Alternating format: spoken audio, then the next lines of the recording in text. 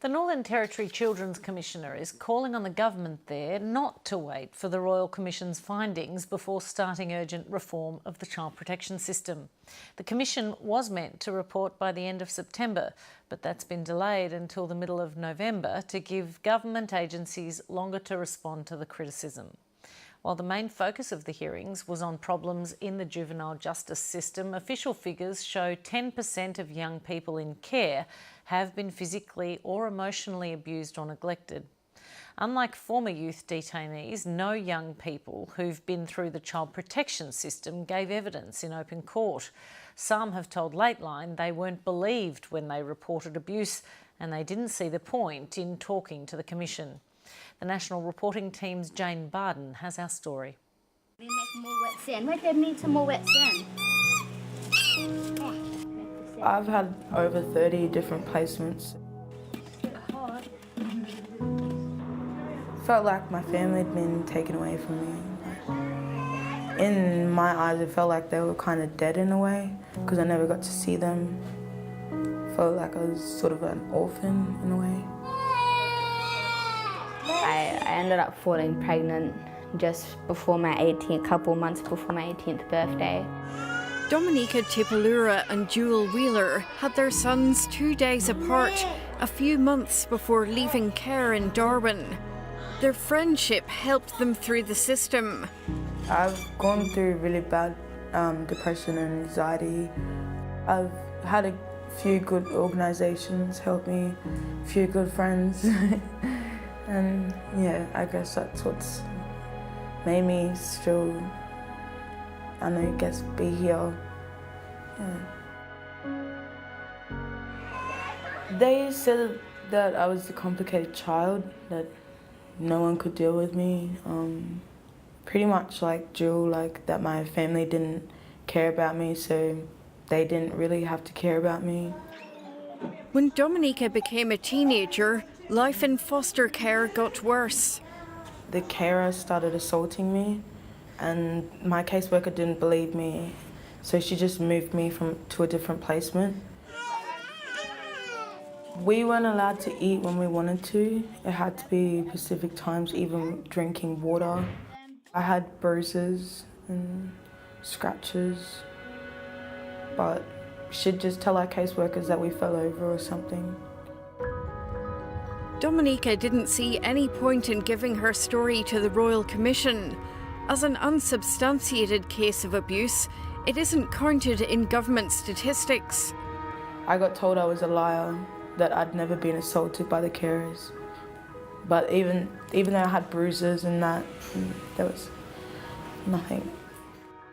The decision to take a child into care is not taken lightly, and therefore it is up to us to make sure that we absolutely put the supports around those young people, make sure that they are given every opportunity to thrive. We have had circumstances of young people being physically assaulted in care. That just cannot happen. What kind of percentage of abuse in care have we seen over the last few years? Yeah, look, it's about 10%. We report on it in our annual report, and it's something that we take very seriously. We examine every case and we look at the circumstances. And what has the response of the department been to you raising concerns about that level of abuse in care?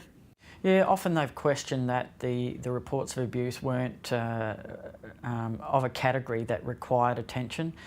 In previous years, I went back and reviewed the 110 reports that we had that year, and I can tell you all but one were absolutely met the definition of abuse in care. Colleen Gwynn says while the Royal Commission spent more time on the stories of children in detention, the care system also needs urgent attention. Obviously, predominantly, it was driven by the events in Dondale. So therefore the focus was very much on youth justice, with child protection certainly came in the second part. I'd really like to see us just getting on with a complete reform of our child protection and youth justice systems. Jewel spent 17 years in and out of care. I've had about 60 placements, give or take. I only went to a couple foster families, but they gave up after a while, so I spent majority of my time in resi care. and boarding school. I'd run them back at school and I'd go home and they wouldn't get up me. So I'm like, all right, I can keep mucking up. If you're on welfare and you're not going to school, nothing happens, no one cares. I was told by many carers that we don't get paid enough to look after you. Straight up. We are going to sing You're Not Innocent by Cody K, and it is relation to my best mate Madeline Dempsey that recently passed away. Rest in peace, gorgeous. Yeah, rest in peace. So I hope you guys enjoy it. Started out at school, I was saying she wasn't good enough. Maddie was my best friend.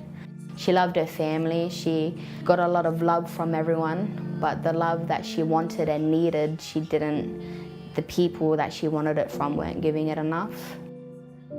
Jewel and Maddie Downman struck a friendship while living at a high-security residential care house together. Maddie suicided in 2014. She was 17 and by then had been cycled through 26 placements in care.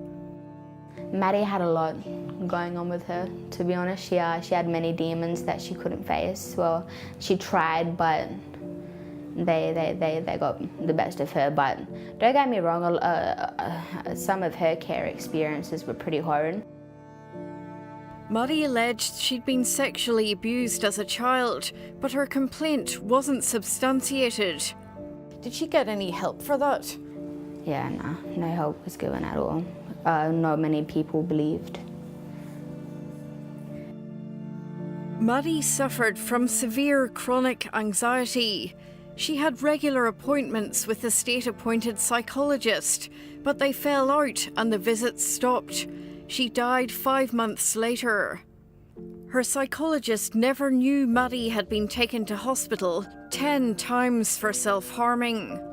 But I went to her carers giving them all these pamphlets about suicide prevention. Like, I thought that they were pretty big alarm bells, you know? Like, I was trying to make them aware, like, you know, trying to tell them she's laying in bed too much, you know? I think she's depressed, you guys really need to help her. The inquest found Maddie's anxiety was exacerbated by the lack of a clear plan for her future after care. They failed her epically. They 100% failed her. Our child protection system is not in good shape. We have far too many notifications, we have far too many screened out, and we have too many children that are in the care of the CEO who are without proper care plans, who are without proper case management. We absolutely recognise this has been an area where we have needed to improve our practice, and we have put on 3 transition officers to start that process to make sure that kids, when they are ready to leave care, have the right supports in place. One of the most, I think, important things we've done is to put in an absolutely transparent audit process for out-of-home care homes and those run by the non-government organisations. But I think our strongest focus will be on stopping kids getting into the system in the first place. Dominica and Jewel will always carry their care experience, but they're determined it won't drag them down or repeat in the next generation. Nothing like the person I used to be before. I've gone to anger management and I've learnt to somewhat deal with my anger, and yeah, I'm pretty chill now, it's all right. Well, I actually want to study and do like counselling. What I was just saying, I actually want to do that like in the facts department, so the kids have someone to speak to that's actually they're going to take on their problems and, you know, try to find a solution for it.